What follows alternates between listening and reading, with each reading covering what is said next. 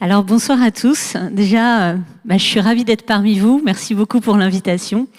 Je vais essayer de faire une intervention, déjà de respecter le timing qui semble-t-il est très bien respecté.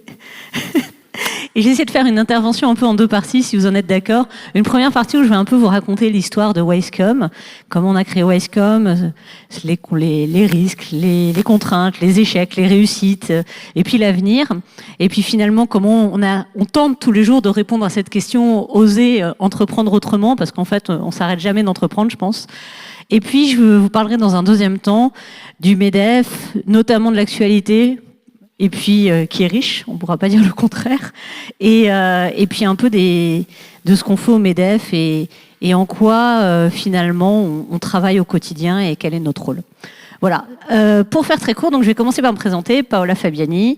Donc j'ai monté une entreprise qui s'appelle Wisecom, de centre d'appel. Je suis un peu tombée par hasard dans les centres d'appel. J'ai eu un parcours en parallèle de mes études. Je suis rentrée à Téléperformance et puis au fur et à mesure j'ai évolué pour ensuite aller dans un autre grand groupe en tant que directrice des opérations, puis ensuite chez un client qui s'appelait Neuf Télécom pour piloter les ventes directes que vous avez certainement connu. Et puis enfin pour monter mon entreprise avec mes associés. J'avais 25 ans, avec une idée un peu folle, c'est-à-dire que on s'est retrouvés autour d'un concept commun qui était de dire, fort de toute notre expérience dans les centres d'appel, en France, en offshore, dans différents types de offshore. Alors à l'époque, on n'appelait pas ça offshore, nearshore et ainsi de suite, mais bon, ça revient au même. Et on s'est dit finalement, qu'est-ce qu'on pourrait apporter à ce métier ? Comment on pourrait créer une entreprise qui soit disruptive et qui puisse finalement prendre le contre-pied du marché ? Alors, entre parenthèses, il faut savoir que la France est leader mondial des centres d'appel. Je ne sais pas si vous le savez, mais à travers notamment Téléperformance, qui est coté au CAC 40, qui est le numéro 1 mondial, donc sur l'ensemble du monde. Mais on compte on comptait jusqu'à il y a peu de temps, puisqu'ils ont vendu entre-temps, mais on comptait parmi le top 5 mondial 3 entreprises, je dirais d'origine française, puisque les jeux des fonds d'investissement et autres font que c'est mixte. Mais en tout cas, on est finalement, j'aime bien le dire, sur le terrain, dans le pays des fondateurs des centres d'appel et des leaders. Et c'est souvent méconnu, parce que souvent on imagine que le centre d'appel a plus de tendance anglo-saxonne. Et donc nous, on se dit, comment on va prendre le contre-pied du marché ? On va se relocaliser en France, à Paris, avec l'idée de prouver qu'on peut être compétitif en étant bien sûr en France, mais en plus dans une grande ville, Paris, en plein cœur de Paris.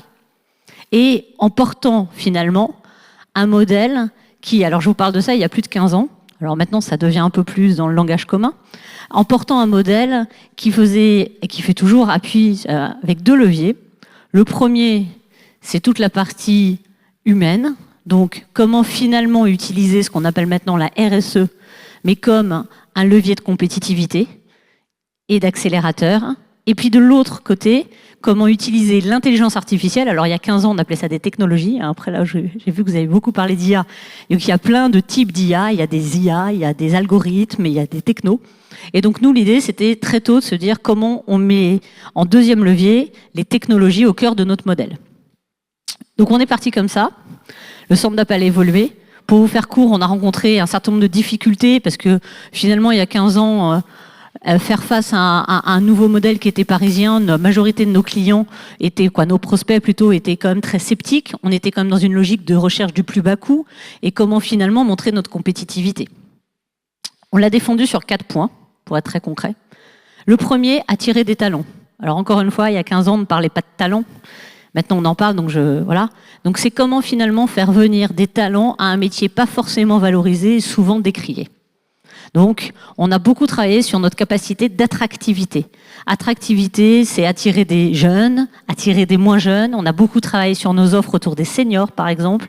Attirer des multilingues, puisqu'on travaille en plus de 15 langues à partir de Paris. Et donc, on a vraiment essayé de se dire comment on repense, et très tôt, finalement, à la fois l'image de notre entreprise et en même temps, comment on repense nos annonces, comment on repense finalement ce qu'on va projeter et comment finalement on casse cette idée d'image décriée. Parce que je pense que quand je vous parle centre d'appel, souvent, vous pouvez avoir l'idée de se dire oui, c'est la personne qui m'appelle le soir à 20h30 pour me proposer du CPF, quoi, en synthèse. L'idée, c'était comment on casse ça. Ou des pompes à chaleur, ça dépend des périodes. Donc en fonction. L'idée, c'était vraiment comment on casse ces principes-là. Donc on a travaillé sur nos annonces, on a travaillé sur la position, sur la posture, sur l'image de notre entreprise. Et ça a été le premier levier. Et c'est le premier levier toujours, puisqu'on reçoit à ce jour 400 CV par mois, quasiment qu'avec des annonces gratuites, pour tout type de profil. Puisqu'on fait aussi bien du B2B que du B2C, on fait aussi bien du service client que vous connaissez très fréquemment, mais comme de la prospection pour des petites, des moyennes et des très grosses entreprises, sur des produits très techniques, dans l'industrie par exemple, c'est peu connu, mais bien sûr comme dans l'assurance, etc. Donc au final, on a vraiment un spectre très large dans ce 360. Et on forme de A à Z ces personnes en partenariat avec nos clients pour les accompagner et les faire devenir ces personnes, je dirais pas forcément des experts, mais en tout cas vraiment des personnes d'expertise capables de parler du sujet dont ils parlent. Deuxième point du modèle, ça a été de se dire comment on fait pour les garder. Alors, quand on se crée, en France, il n'y a pas d'école de formation dans les centres d'appel. Aujourd'hui, il y a toujours très peu d'écoles de formation au métier de la relation à distance. Pourtant, post-Covid, on a tous vu que la relation à distance est à peu près partout. Pourtant, finalement, faire des visios, c'est déjà faire de la relation à distance. Donc au final, et à ce jour, on commence à voir apparaître dans certaines écoles de commerce notamment des filières sur l'expérience client et choses comme ça, mais pas sur le métier en lui-même de la relation à distance pure. Donc en fait, au final, ce qu'on a fait, c'est qu'on a travaillé sur comment fidéliser nos salariés. On est dans un métier qui a à peu près plus de 20% de turnover en moyenne. Nous, on arrive à avoir moins de 7%. Sur nos CDI, comment on fait concrètement? Et c'est là où la RSE prend tout son sens. Et c'est là où, pour moi, je porte la RSE comme un levier de performance et j'oppose pas croissance, compétitivité et RSE. Pour moi, c'est une boucle globale. Et donc, effectivement, c'est, pour vous donner quelques exemples, se porter caution pour le logement de nos salariés, par exemple. Autre exemple, c'est on a mis en place une des premières assurances inclusives qui permet de couvrir des mots qui ne sont pas couverts traditionnellement par les assurances classiques. Donc on a mis en place des choses comme ça. 95% de nos managers sont issus de notre terrain. Donc ça veut dire quoi? C'est qu'ils ont commencé au téléphone et on devient une structure de formation et de progression. Et donc ça nous permet en fait de travailler sur ce deuxième levier. Troisième levier, ça a été bien sûr de dire à nos clients, finalement, les téléconseillers, les téléprospecteurs, c'est ceux qui sont les ambassadeurs de votre marque au quotidien. Alors ça vous paraît peut-être basique de dire ça, mais en fait c'est pas si simple de pouvoir le vivre au quotidien et de pouvoir se le réaliser en fait. Et donc on a travaillé sur le rapprochement entre finalement les marques et ces collaborateurs qui au quotidien sont les ambassadeurs de ces marques auprès de leurs consommateurs. Très concrètement, ils ont plein de choses à raconter. Là, on a beaucoup travaillé sur la data parce qu'on a un métier qui est la data qui est très important chez nous. Comment capitaliser sur ces milliers d'informations captées, on appelle ça le capteur de tendance, nous, captées par nos téléconseillers. Comment faire en sorte, d'un, de les capter, mais deux, ensuite, de les utiliser et de pouvoir en sortir des vraies tendances. Parce que le problème de la data, c'est d'une part de la récolter, mais ensuite, derrière, de pouvoir la quantifier de façon très opérationnelle et en même temps de façon très lisible. Donc on a travaillé sur ce sujet-là, on travaille en permanence sur ce sujet-là.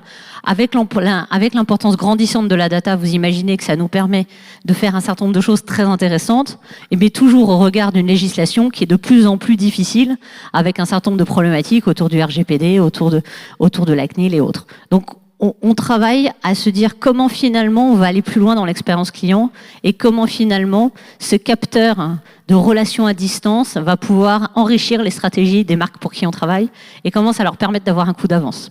Ça, c'est notre troisième levier. Et puis le quatrième, qui est, je dirais, peut-être le plus contre nature d'un centre d'appel.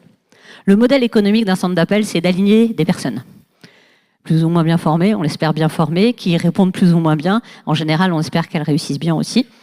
Et donc, de servir des clients. Mais le modèle économique, c'est de mettre de plus en plus de personnes pour de plus en plus faire de chiffre d'affaires. Jusque-là, on est d'accord.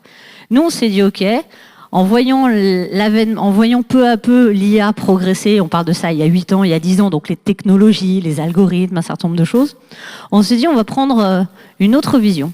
On va se dire, finalement, créons un lab innovation. On va pas les développer, mais on va sourcer des technologies, puisque jusqu'à il y a peu de temps, on ne pensait pas développer cette techno, on ne faisait que les sourcer. Donc, on en a sourcé, pour vous dire, en 7 ans, 250. Testons la technologie, parce que tout le monde se dit IA, tout le monde dit que les technos fonctionnent, mais comme vous le savez certainement, c'est seulement par la mise en place opérationnelle qu'on se rend compte si ça marche vraiment. Donc, il y a parfois des toutes petites technos qui sont très, très pratiques, et parfois, il y en a des très grosses qui fonctionnent moins bien, ou qui fonctionnent très bien. Donc, on a tous les cas. Donc, on teste ces technologies avec un client qui est d'accord pour tester, à qui on propose des conditions bien sûr préférentielles, on fait ce qu'on appelle un POC, et ensuite on note cette technologie et on la met à jour dans notre lab innovation de façon à la proposer aux différents clients qui pourraient être sensibles ou qui pourraient avoir besoin de cette technologie. L'idée de ces technos, c'est quoi ? C'est de réduire le volume des interactions. Moins de mails, moins d'appels, plus de performance quand on fait du B2B commercial, avec plus d'automatisation, mais de la bonne automatisation. Parce que vous savez, c'est comme tout. L'automatisation, il y a du bien, il y a du moins bien. Tout le monde à un moment c'est entiché du chatbot. Ok, il y a des bons chats et il y a des mauvais chats. Donc, la question, c'est comment faire en sorte de mettre les bonnes technos aux bons endroits et que ce soit des technos qui soient qualitatives. C'est tout l'enjeu. Donc, on a mis ça en place. Ça fonctionne très, très bien. On a plus de 60 technologies qui tournent en permanence chez nos clients. Et ça nous permet, donc on garantit à nos clients de réduire les volumes d'interaction en moyenne de 25 à 30% selon là où ils en sont dans leur progression. Et de l'autre côté, ça permet à nos téléconseillers de monter en gamme, d'avoir un métier plus enrichissant, moins pénible. Concrètement, je ne sais pas, savoir les horaires d'ouverture de votre concession, vous n'avez pas besoin d'un humain. Savoir où en est votre colis alors que vous n'êtes pas pressé, mais que vous voulez juste savoir, vous n'avez pas besoin d'un humain. Par contre, vous avez un dégât des eaux, vous avez besoin d'un humain. Même pour vous rassurer, il ne va pas forcément réparer la fuite tout de suite, mais au moins vous avez besoin d'un humain. Donc c'est ça notre logique. Et donc notre logique, c'est aussi quelque chose de contre-nature, puisque l'idée est donc de réduire le volume d'effectifs pour proposer en fait du plus qualitatif. Et bien sûr, la technologie coûte moins cher, et donc là, de ce fait, on devient compétitif. Alors on a développé une idée de l'expérience client à la française. Ça veut dire quoi concrètement ? Ça veut dire que finalement, on concentre le talent et la vraie valeur ajoutée humaine sur nos équipes, on en met moins, ils sont meilleurs, ils vont plus loin dans la démarche, ils sont plus personnalisés dans l'approche parce que tout le monde a envie d'une vraie relation personnalisée de plus en plus. Et de l'autre côté, les machines, elles, font très bien le reste, qui sont des choses beaucoup plus mécaniques et des process. Et on va de plus en plus vers ça. Et l'autre avantage pour nos clients, c'est effectivement qu'on leur permet de faire ce qui est toujours compliqué, de la veille technologique permanente. Parce que les marques ou les clients, tout type, n'ont pas toujours le temps, ou n'ont pas toujours surtout l'occasion de tester des dizaines de technologies. Et à la vitesse où les technologies évoluent et avancent, celle qui est bonne aujourd'hui sera peut-être mauvaise dans 2 mois. Donc c'est pour ça qu'on n'a pas pris, dans un premier temps, le choix de les développer. On a pris le choix de les tester, de les référencer. Donc ça, c'est notre 4e pilier. Et là, maintenant, on a créé, donc on est en cours de finalisation. On a créé, mais c'est un peu plus compliqué que ça, on a créé un hub, qui est une plateforme digitale, qui a la capacité d'agréger toutes les technologies qu'on souhaite et de s'interfacer à tout CRM client. Ce qu'on a l'autre côté, en fait, c'est faire le pont entre les deux. Pour pas être dépendant d'une techno et pour pouvoir être très souple et très adaptable, parce que pour nous, on croit profondément que la source de compétitivité d'aujourd'hui et de demain, c'est l'adaptabilité. Et celui qui sait s'adapter dans un temps très court saura très vite, en fait, réagir et voire même anticiper le marché. Donc, ce hub a pour vocation d'être en fait très facile et d'être un simplificateur d'usage, que ce soit côté client. Donc on s'interface avec des clients qui ont des CRM que vous connaissez certainement, Salesforce, Siebel, Microsoft Dynamics et autres. Et de l'autre côté, on peut leur mettre toutes les IA qu'on souhaite, de la plus petite à la plus complexe, sans que pour eux, ça nécessite systématiquement un développement, une mise en œuvre et ainsi de suite. Et bien sûr, après, s'ils le souhaitent, ils peuvent récupérer l'ensemble des données. Voilà. Donc voilà, ça c'est le 4e levier. Et c'est comme ça que, fur et à mesure, en fait, Wisecom a pu se développer, a pu finalement, dans un marché très très très concurrentiel. Je veux dire, je pense que il y a eu des acquisitions, des fusions, c'est des mastodontes. On est 12, je crois qu'on est 10e français, 11e français, mais l'écart entre le premier et le 11e est monstrueux. Mais je crois profondément qu'à l'écoute des signaux faibles, et quel que soit le secteur d'activité, encore plus dans des secteurs d'activité qui bougent comme les vôtres aussi, c'est important en fait d'être adaptable, réactif et de très rapidement être agile. Mais alors l'agilité, on en sort tous les 4 matins, donc, mais d'être vraiment agile, c'est-à-dire de se donner les moyens de l'agilité. Donc maintenant, on est 300 salariés. Et donc on a 2 sites à Paris, on a des personnes bien sûr en télétravail, on a un tout nouveau site en Corse qui n'a rien à voir avec mon prénom et mon nom, bien sûr. Et donc pour lequel en fait on développe d'autres choses. Donc voilà un peu pour vous dire rapidement, j'ai essayé. Et alors si je reviens sur oser entreprendre autrement, l'idée c'est ça, je pense que c'est un peu, je sais pas si c'est la conclusion, mais c'était de se dire, est-ce qu'on peut exister dans un monde de leaders ? J'aurais pu commencer par là, en étant dans un monde de leaders dans un modèle économique qui demande beaucoup d'investissement, parce que, pour rappel, le centre d'appel, c'est beaucoup de technologie, et puis c'est des mètres carrés à l'origine. Donc, c'est beaucoup d'immobilisation. Donc, il faut avoir beaucoup de puissance financière. C'est pour ça qu'il y a eu des consolidations. Et est-ce que finalement, une autre voie, une autre possibilité, sans renier celle qui existe, en complémentarité, peut exister? Nous, la réponse qu'on essaye d'apporter au quotidien, oui. Et donc, voilà comment on se développe. Et donc voilà, donc maintenant on est 300 comme je vous le disais, et effectivement on travaille en plus de 15 langues, on a des très très grands groupes comme des très jolis ETI, comme des startups en plein développement, et on est sur à peu près une quinzaine de secteurs d'activité différents. Peut-être que pour faire la transition, comment j'en suis arrivée au MEDEF? Totalement par hasard. Alors beaucoup de choses m'arrivent par hasard. On dirait il n'y a pas de hasard, mais peut-être que... en fait, on a développé Wisecom sans faire de réseau, puisque il y a 15 ans, faire du réseau comme on en parle maintenant était pas si développé que ça. Et donc, nous, un peu comme sur notre île déserte, on s'est un peu lancé avec notre idée, mes 3 associés, et puis on a cru à notre truc, et puis on avait, je pense, la grande chance et la grande inconscience de la jeunesse, parce que quand on monte des boîtes à 25 ans, c'est génial, on est comme un groupe de rock, les réussites, on les fête, les échecs aussi, et on a un optimisme sans fin. Et ça, je trouve, c'est fabuleux. Je dis toujours que c'est beaucoup plus facile de monter une entreprise à 25 ans que la monter après à 35, 40 et plus, parce qu'on a beaucoup moins de poids et de responsabilités. Et je pense qu'on l'a vraiment vécu comme ça. Donc, on n'a pas fait de réseau. Et puis, un jour, je croise une cliente que j'aime bien citer, qui s'appelle Sandra Legrand, qui avait monté Canal CE, Calidea, maintenant, et qui a vendu, et qui est un peu une serial entrepreneur. Et donc, c'est ma cliente, elle me dit, mais... comment tu ne fais pas de réseau? Je fais, non, je fais très peu de réseau, j'ai beaucoup trop de travail, de toute façon, j'ai pas le temps d'aller dans les réseaux, ces trucs-là, les cocktails, les petits fours, c'est pas possible. Elle me dit, mais il faut que tu en fasses, tu vas apprendre, tu vas partager, je te jure, c'est pas une perte de temps, c'est vraiment utile. Et donc, je rentre chez Croissance Plus, j'apprécie, je découvre pour la première fois finalement ce que c'est que partager avec ses pairs, avec d'autres entrepreneurs, avec d'autres dirigeants, être confronté à des problématiques autres, apprendre d'autrui, avoir un coup d'avance, écouter des gens inspirants. Voilà. Et donc, je fais Croissance Plus de fil en aiguille. Et puis, à un moment, on cherche à se développer. Ah oui, j'ai oublié, Wisecom va se développer aux États-Unis et en cours. Mais à l'époque, on cherchait à se développer au Canada. Et donc, je pars au Québec et je rencontre un ancien chef de cabinet de ministre qui me dit, mais attends, tu connais pas le MEDEF? Je fais, ah oui, je connais le MEDEF quand même. Mais tu vas pas au MEDEF? Ah, je fais, non, là, je pense qu'à l'époque, j'avais 32, 33 ans. Je fais, vu ma tête, mon âge, la boîte que j'ai, je suis pas du tout pour le MEDEF, là. Il me dit, si, va voir.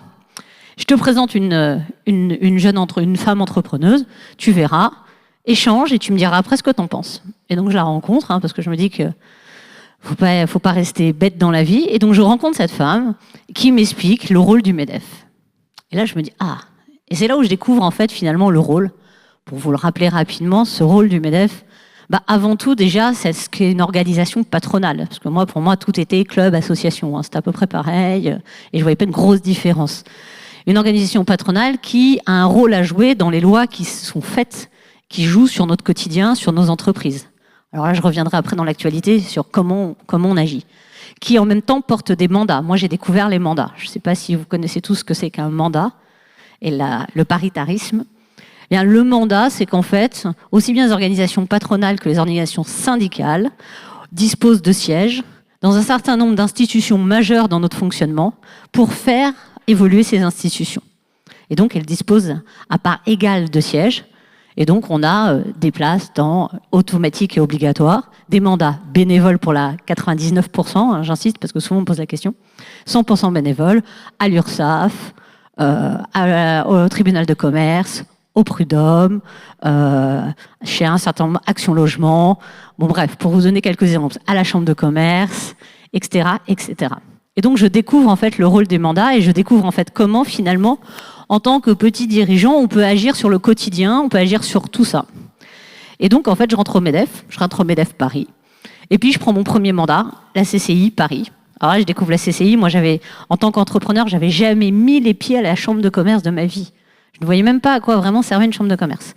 Et effectivement, je découvre cette vieille dame, mais qui est en même temps plein d'atouts, qui est en même temps plein d'intérêts, mais qui est aussi en même temps qui a le poids de son âge et qui demande à évoluer et ainsi de suite. Et donc voilà, je prends mon premier mandat comme ça. Et de fil en aiguille, je vais pas vous faire toute l'histoire. Je finis présidente du COMEX 40, ce sont les jeunes dirigeants du MEDEF quand Geoffroy Roux de Bézieux prend son mandat de président. Il me propose de lancer un truc qui s'appelle le COMEX 40. 40 pour moins de 45 ans. Pas grave. Et donc, effectivement, on lance ce principe parce qu'il n'y avait pas de représentants des jeunes dirigeants au sein du MEDEF. Et donc, l'idée, c'était vraiment d'activer ça. Donc, je suis présidente du COMEX 40. Et puis, quand Patrick Martin fait sa campagne, Patrick Martin, l'actuel président du MEDEF, ben là, il me propose d'être porte-parole de sa campagne. Alors, je découvre une nouvelle fonction. Et puis, je finis vice-présidente en charge de l'entrepreneuriat parce que vous avez compris, l'entrepreneuriat, c'est un truc qui me plaît. Alors, maintenant que j'ai dit ça pour le MEDEF, quel est peut-être le point d'actualité? Je pense que vous avez tous entendu parler d'une petite motion qui a été votée hier. Alors, déjà, il faut se dire que j'ai pas que des bonnes nouvelles. Le climat actuel économique est assez lourd. En quelques chiffres, mais je ne vais pas vous noyer dans les chiffres. 3-4 chiffres max. Le premier, c'est qu'on n'a jamais eu autant de défaillances d'entreprises de toute taille. ETI compris. Donc des grandes entreprises pérennes, normalement d'un certain âge souvent, sont défaillantes. Et donc on n'a jamais eu autant de défaillances d'entreprises depuis que l'indicateur existe, c'est-à-dire depuis 15 ans. Donc ça, c'est forcément un signe assez inquiétant. En parallèle de ça, on voit qu'il y a un certain nombre d'entreprises, alors non, au MEDEF, on a 200 000 adhérents. Oui, j'ai oublié de vous dire. Donc le MEDEF a 200 000 adhérents et est composé à la fois de 100 fédérations qui sont adhérentes au MEDEF, les plus grosses, et puis de l'autre côté, 120 MEDEF territoriaux qui sont présents donc dans l'ensemble de la France. Et c'est cette double représentativité qui donne finalement sa force et son intérêt au MEDEF. Et à savoir qu'on a, pour casser un peu les idées reçues, plus de 85% de PME et de TI parmi nos adhérents. Donc souvent, on a l'image du MEDEF que les grands groupes. Non, on a une vraie mixité. C'est peut-être l'endroit où on peut mettre tout le monde autour de la table et réfléchir concrètement. Moi, j'aime bien parler des acteurs du réel. Nous sommes, vous, nous, les acteurs du réel, de l'économie concrète, du quotidien. Et comment on va pouvoir faire ces grandes transformations. Donc effectivement, parmi nos 200 000 adhérents, on a malheureusement des adhérents qui réduisent les investissements, qui réduisent les embauches, et là, qui réduisent les effectifs. C'est malheureux, mais c'est une conséquence aussi de cette dynamique. Si on parle un peu des indicateurs de croissance, il y avait une augmentation de la consommation des ménages au 3e trimestre, sûrement portée par les JO notamment, on en parlait juste avant, et bien, grand bien nous en a fait, je pense. Ce trimestre-là, les indicateurs sont plutôt dans le rouge, et ça, c'était avant la motion de censure. Donc, on a un certain nombre de points comme ça, qui sont des focus. Autre point, et je reviendrai après dessus, on a plus de 46% des investisseurs étrangers, donc c'est un baromètre que Ernst & Young publie chaque année, sur l'attractivité de la France. 46% des investisseurs étrangers ont réduit leur investissement en France. Ont déjà réduit leur investissement en France. Et donc, alors je reviendrai après sur la partie des investisseurs. Par contre, nouvelle positive, on est depuis la 5e année consécutive le pays le plus attractif de l'Europe, devant le Royaume-Uni et l'Allemagne. Donc on a aussi une vraie capacité d'attirer, de faire venir. Et puis peut-être, dernier chiffre qui me semble important, c'est effectivement que la courbe du chômage s'est inversée au mois d'octobre et au mois de novembre, alors qu'on savait qu'on était plutôt sur une courbe positive. Là, elle s'est inversée. Et donc, il y a vraiment une tension globale. Sur l'actualité, pour vous faire très court, voilà un peu le contexte dans lequel on est, mais ça, on parle de ce contexte avant la motion de censure. On a beaucoup discuté sur le PLF et le PLFSS, sur le budget. On a clairement dit, comme l'a très bien dit notre président Patrick Martin, qu'on était très conscient qu'il fallait réduire ce déficit. On ne peut pas rester comme ça et qu'on était prêt à embarquer les entreprises pour aider à le réduire. Mais par contre, notre posture est de dire on est contre le fait que la solution soit pire que le mal. Donc ça a été un peu tout le débat, c'est-à-dire quelle solution mettre en face. Mais il faut le réduire, ce déficit. Donc on a proposé un certain nombre de solutions. Mais finalement, est-ce que je vous en parle? Parce que là, je crois que tout est mis un peu... Les cartes sont rabattues. Quoique, pas tout à fait, je vous expliquerai après. Donc voilà le rôle du MEDEF. On a eu notamment des sujets sur les allègements, la suppression des allègements des charges, on a eu des sujets sur l'apprentissage qui nous tient beaucoup à cœur, sur un certain nombre de points comme ça, et donc voilà. Sur l'actualité, nous, notre crainte par rapport à la motion de censure, elle est très claire. L'impact de la motion de censure, il est avant tout pas uniquement une question budgétaire, c'est une question avant tout d'impact sur les taux d'intérêt, pour faire très court. En gros, la dette fait à peu près plus de 3 000 milliards d'euros. Ces 3 000 milliards d'euros sont détenus à 50% par des investisseurs étrangers. Si ces investisseurs étrangers, qui n'ont pas d'affinité plus que ça avec la France, décident ou ont trop peur, ou sont très frileux, j'ai fait dans le sens, de finalement revoir leur façon d'investir, c'est un impact direct sur les taux d'intérêt. Et cet impact direct sur les taux d'intérêt, il va impacter en premier nos entreprises, ou en premier nos ménages, et en deuxième nos entreprises, ou inversement. Alors tout le monde voit ça, parce que quand on parle de financier, tout le monde imagine une bulle très loin, à l'Europe, qui finalement ne touche personne au quotidien. Mais pas du tout. Ça veut dire qu'en fait, quand un particulier va vouloir acheter une voiture, son taux d'intérêt sera plus le même. Quand il va vouloir s'acheter une maison, son taux d'intérêt sera plus le même. Quand une entreprise va vouloir investir, son taux d'intérêt ne sera plus le même. Sans parler des problématiques de compétitivité naturelles qui vont avec, et sans parler de la spirale infernale dans laquelle on met le doigt, et dans déjà un climat économique, comme vous l'aurez compris, qui n'était pas très favorable. Et donc, on rentre encore plus dans quelque chose au lieu d'aller dans un cercle vertueux, on va dans un cercle vicieux, où finalement ça va freiner les embauches, baisser le pouvoir d'achat, ralentir la consommation et ainsi de suite. C'est ça le vrai impact en fait de la motion de censure.